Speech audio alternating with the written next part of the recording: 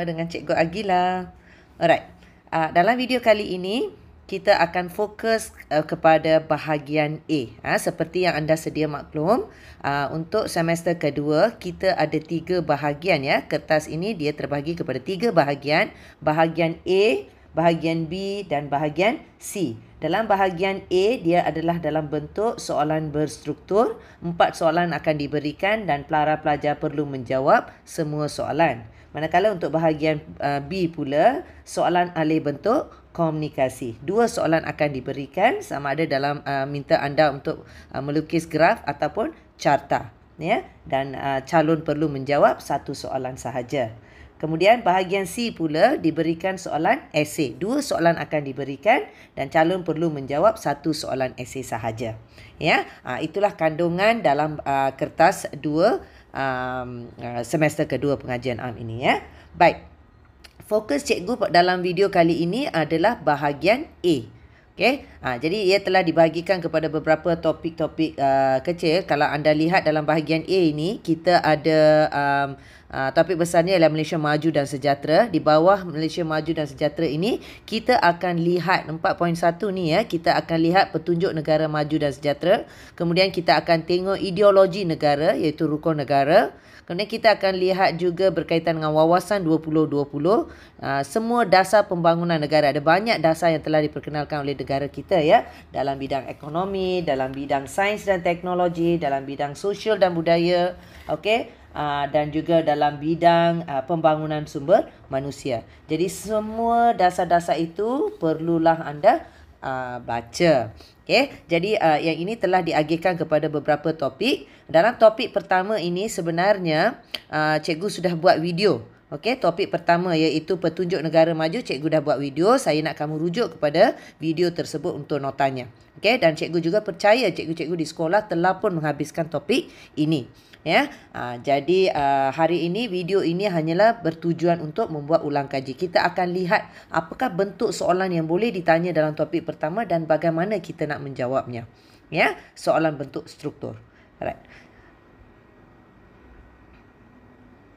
Okey, petunjuk negara maju dan sejahtera ni ya boleh dibahagikan kepada 7 aspek iaitu agama dan kepercayaan, ekonomi, politik, prasarana, sosial dan budaya, ekologi, sains dan teknologi. Ya, baik. Hasil pembelajaran. Okey, di akhir pelajaran ini nanti kita harap ya pelajar dapat menjelaskan kepentingan membina negara maju dan sejahtera, menjelaskan petunjuk negara maju dan sejahtera dan menguraikan langkah bagi membina negara maju dan sejahtera. Ini 3 perkara yang perlu anda kuasai di bawah topik 4.1, petunjuk negara maju. Okey, baik. Mari kita lihat soalan, latihan pengukuhan untuk topik pertama ini. Dengan melihat soalan dan cara untuk menjawabnya, cikgu harap ia dapat memantapkan pemahaman anda untuk topik ini ya. Nyatakan 4 usaha kerajaan. Ini soalan pertama. Nyatakan 4 usaha kerajaan untuk memastikan negara berpendapatan tinggi menjelang tahun 2020. Okey, di sini diberikan dalam soalan ini kata kuncinya, dia kata nyatakan. Okey, kalau nyatakan, cikgu sebelum ini pun telah beritahu kamu ya, untuk soalan struktur ni dia ada 2 bentuk soalan. Satu ialah bentuk lots dan satu lagi ialah dalam bentuk HOTS. Okey, yang ini lots ini, soalan bentuk lots ini dia lebih kepada nyatakan, senaraikan. Okey, itu dia minta kita berikan sahaja, senaraikan sahaja. Okey, jadi kita markah biasanya untuk soalan lots ini ialah 1 markah. Dia minta kamu tulis idea dia sahaja. Okey, ataupun konsep dia sahaja. Untuk soalan HOTS, dia biasanya 2 markah. Okey, 2 markah. Anda perlu berikan idea campur dengan huraian. Okey, idea 1 markah, huraian 1 markah. Ya, biasanya 2 markah. Untuk HOTS ini kamu kena jelaskan dia. Biasanya dia tanya dalam bentuk jelaskan, terangkan. Okey, kemudian apa? Berikan. Terangkan, huraikan, jelaskan, tafsirkan. Ya, itu bentuk soalan dia. Okey, yang lots ini pula dia lebih kepada nyatakan. Okey, berikan, sebutkan. Ya, itu ialah bentuk soalan Lots. Okey, nyatakan 4 usaha kerajaan untuk memastikan negara berpendapatan tinggi menjelang tahun 2020. Usaha kerajaan. Kalau soalan minta usaha, usaha ialah apa yang dilakukan oleh kerajaan. Dilakukan. Bila usaha, apa yang dilakukan, kita tahu ia melibatkan perbuatan. Kalau perbuatan, kita kena mulakan dengan imbuhan ma, kata kerja. Okey, dengan memulakan jawapannya dengan kata kerja, iaitu menyediakan. Kerajaan, dia tanya apa yang boleh dilakukan, usaha yang boleh dilakukan oleh kerajaan. Menyediakan infrastruktur yang lengkap, meningkatkan penyelidikan dan pembangunan, menyediakan infrastruktur dan prasarana, meningkatkan pelaburan, membangunkan modal insan, merancangkan pertumbuhan sektor ekonomi negara, mendapatkan penarafan global. Okey? Ni. So, kita kena mulakan dengan kata kerja. So, soalan minta 4 sahaja, kan? 4 jawapan sahaja. Jadi, pilihlah 4 yang anda rasa sesuai yang boleh anda berikan. Memang kamu pilihlah mana-mana 4 untuk yang mudah untuk kamu hafal. Okey, seterusnya soalan kedua. Terangkan 2 langkah untuk membangunkan modal insan ke arah Malaysia mencapai status negara maju. Apa 2 langkah untuk membangunkan modal insan? Okey, 2 langkah. Also langkah. Okey, bila dia kata langkah saja, kita tahu yang melibatkan kata kerja. Apa yang perlu dilakukan. Dan di sini dia minta terangkan. Kalau terangkan, mesti ada idea campur huraian. Okey, mesti ada idea, mesti ada huraian. Huraian maksudnya diterangkan dengan lebih detail. Okey, diterangkan dengan lebih detail. 2 langkah untuk membangunkan modal insan ke Malaysia, ke arah Malaysia mencapai status negara maju. Okey, macam mana kita nak membangunkan modal insan ini? Okey, yang pertama, meningkatkan. Biasa kalau melibatkan modal insan, kita tengok berikan mereka pendidikan yang berkualiti untuk menghasilkan modal insan yang berkualiti. Ini terangkan. Meningkatkan pendidikan berkualiti dengan mentransformasikan sistem pendidikan. Okey, meningkatkan kemahiran rakyat melalui penubuhan pusat latihan kemahiran dan latihan luar negara. Meningkatkan kepakaran, okey, dengan membawa pulang pakar tempatan yang bertugas di luar negara, bawa mereka masuk. Meningkatkan nilai dan etika kerja dengan menerapkan nilai integriti. Okey, berikan pendidikan, berikan kemahiran, okey, tingkatkan nilai dan etika kerja mereka. Okey, semua ini boleh dilakukan untuk meningkatkan pembangunan modal insan. Ya. Baik, seterusnya kita tengok soalan yang ketiga. Jelaskan 2 alasan rakyat Malaysia dikatakan hidup dalam keadaan sejahtera dan harmoni. Soalan tanya alasan. Apa yang menunjukkan, apa yang bukti menunjukkan bahawa rakyat Malaysia dikatakan hidup dalam keadaan sejahtera dan harmoni. Okey, berikan sebab dia. Alasan maksudnya sebab. Kenapa kita kata rakyat Malaysia dikatakan hidup dalam keadaan sejahtera dan harmoni. Jelaskan. Okey, bila jelaskan mesti ada idea dan mesti ada huraian dia. Kena huraikan dia. Okey, soalan minta 2 sahaja. Okey, jadi kamu tengoklah mana-mana 2. Ekonomi Malaysia berkembang pesat ekoran peningkatan pendapatan negara hasil daripada usaha kerajaan mempelbagaikan ekonomi negara. So, ekonomi kita berkembang pesat. Itu sebabnya kita kata rakyat Malaysia sudah maju. Kestabilan politik melalui perpaduan kaum. Keselamatan rakyat terjamin. Okay, dari segi keselamatan, rakyat terjamin ekoran penurunan kadar jenayah kerana terdapat peluang pekerjaan. Kerancakan pembangunan sosial dengan kepelbagaian kemudahan kesihatan dan juga prasarana. Okay, so semua ini menunjukkan bahawa rakyat Malaysia dikatakan hidup dalam keadaan sejahtera dan harmoni. Ya, itu alasan dia. Baik, seterusnya kita tengok soalan yang keempat. Nyatakan 3 petunjuk utama bagi menunjukkan Malaysia mencapai status negara maju menjelang tahun 2020. Okey, so nyatakan 3 petunjuk utama. Apa petunjuk utama yang menunjukkan bahawa Malaysia ini mencapai status negara maju? Okey, sama ada kita sudah atau tidak. 1, kita boleh lihat bilangan siswaza di IPTA dan IPTS semakin bertambah. Okey, maksudnya tingkat pendidikan kita semakin meningkat. Kemudahan infrastruktur dan prasarana yang semakin maju. Okey, ini dari segi pendidikan, dari segi infrastruktur yang setia ada, kemudian pendapatan per kapita rakyat semakin meningkat ekonomi. Okey, 3 aspek ini kita lihat. Right? Baik, seterusnya kita tengok nyatakan 3 kepentingan politik yang stabil. Kenapa politik yang stabil itu penting kepada sesebuah negara? Okey, kenapa penting? Nyatakan. So, berikan idea saja. supaya pelaburan asing akan meningkat. Ia juga meningkatkan imej negara, menjamin keselamatan negara, memajukan ekonomi negara. Dasar pendidikan akan menjadi lebih inovatif. Ya, jadi kestabilan politik dalam sesebuah negara itu sangat penting kerana ia akan menjamin kesejahteraan sesebuah negara. Ya, baik. Seterusnya kita tengok soalan ke-6. Nyatakan 4 usaha yang boleh dilaksanakan bagi membudayakan penyelidikan dan pembangunan dalam kalangan rakyat di negara ini.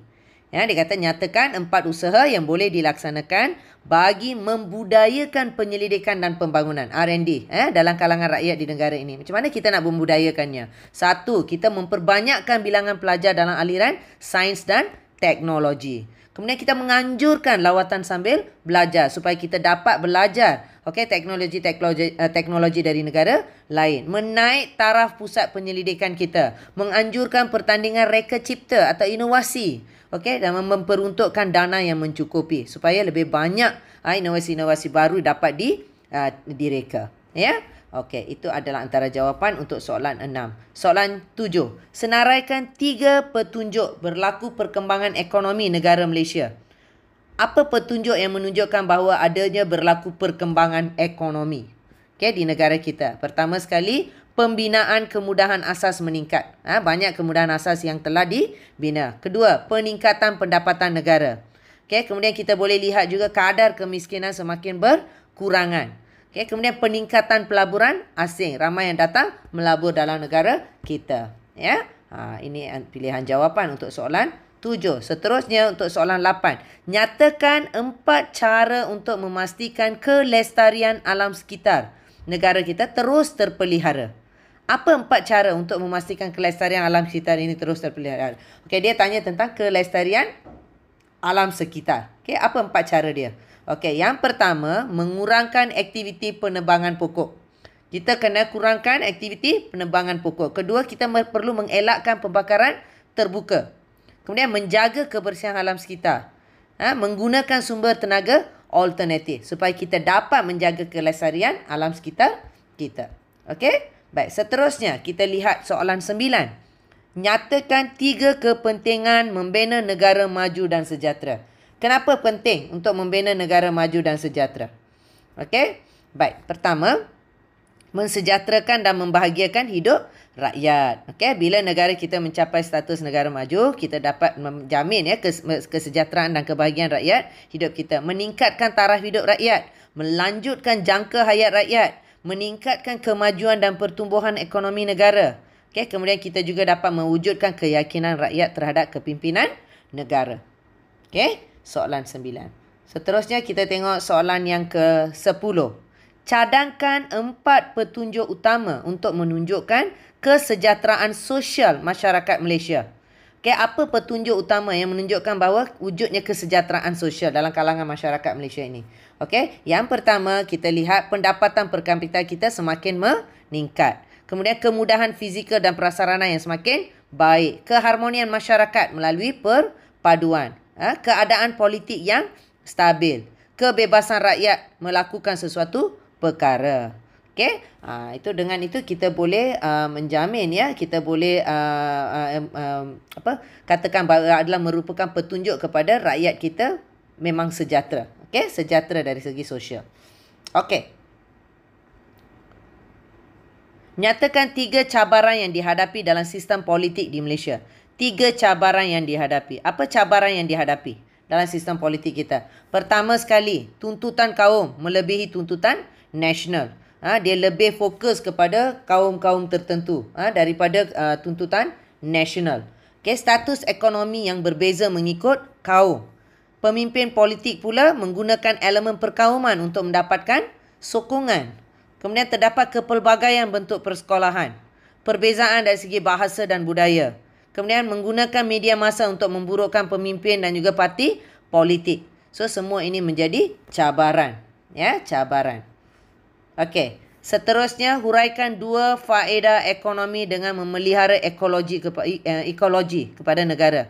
2 faedah ekonomi. Kenapa? Bagaimana memelihara ekologi ini dapat memberikan faedah dalam ekonomi kita. Baik, yang pertama, Kehidupan flora dan fauna. Dia akan sentiasa terpelihara. Apabila ia sentiasa terpelihara, ini akan memastikan sumber ubat-ubatan dan juga sumber pelancongan negara kita terpelihara. Okay, ini ada economy value for that. Okay, kemudian untuk B, alam sekitar kita terpelihara. Okay, ada kesalahan ejaan, maafkan. Alam sekitar terpelihara. Perbelanjaan untuk memelihara alam sekitar yang tercemar boleh dielakkan atau dialihkan kepada sektor lain yang lebih penting. Ya. Okey. Seterusnya kita tengok soalan yang ke-13. Nyatakan 3 langkah untuk memelihara kemajuan dan kesejahteraan negara. Apa 3 langkah untuk memelihara kemajuan dan kesejahteraan negara ni? Okey, 3 langkah. Okey, yang pertama, membentuk budaya inovasi dengan mencipta penemuan baharu. Okey, kita jadikan itu sebagai satu budaya. Okey, kemudian memelihara keamanan dan kedaulatan negara. Dan seterusnya meningkatkan sistem nilai dalam kalangan rakyat. Ya, itu penting. Okey, seterusnya soalan yang ke-14. Terangkan 2 langkah untuk membangunkan modal insan ke arah Malaysia mencapai status negara maju. Apa 2 langkah yang boleh kita ambil untuk membangunkan modal insan? Okey, tadi kita dah tengok. Yang pertama sekali, kita berikan pendidikan yang berkualiti. Meningkatkan pendidikan berkualiti. Dengan apa? Mentransformasikan sistem pendidikan negara. Okey, membangunkan prasarana pendidikan berasaskan pengetahuan. Kemudian meningkatkan kemahiran. Menyediakan pusat latihan kemahiran, mendedahkan kemahiran di luar negara. Ketiga, kita berikan tingkatkan kepakaran. Menggalakkan kepulangan pakar dari luar. Membawa masuk pakar asing. Meningkatkan nilai kerja. Kita menerapkan nilai integriti dalam perkhidmatan. Ya, baik. Akhir sekali, kita akan lihat soalan yang ke-15. Berikan 3 langkah yang perlu diambil oleh Malaysia untuk menjadi negara maju menjelang tahun 2020. Berikan 3 langkah. Dia minta 3 langkah yang perlu kita ambil. Malaysia ambil untuk menjadi negara maju. Okey, walaupun dah 2020, sekarang kita target 2030. Apa yang perlu kita lakukan? Melakukan penjimatan dan memperketatkan perbelanjaan negara. Membina ekonomi berasaskan pengetahuan dan perkhidmatan. Okey, meningkatkan sumber daya manusia. Memperkukuhkan asas dan fundamental ekonomi serta mencipta bidang pertumbuhan baru. Dan akhir sekali ialah memperbaiki sistem penyampaian dan menghapuskan kerena birokrasi. Ya, so ini adalah antara soalan-soalan dan juga jawapan untuk soalan tersebut. Ya, cikgu nasihatkan kepada anda untuk baca dulu nota ini, nota untuk topik petunjuk negara maju. Kemudian lepas itu cubalah menjawab soalan ini terlebih dahulu sebelum kita sebelum kamu tengok skema jawapannya. Lihat sama ada kamu boleh menjawab atau tidak. Kemudian bolehlah rujuk kepada skema yang diberikan. Ya, baik, sehingga kita berjumpa lagi dalam video yang seterusnya. Okey, sehingga itu terima kasih dan jumpa lagi. Ya, bye.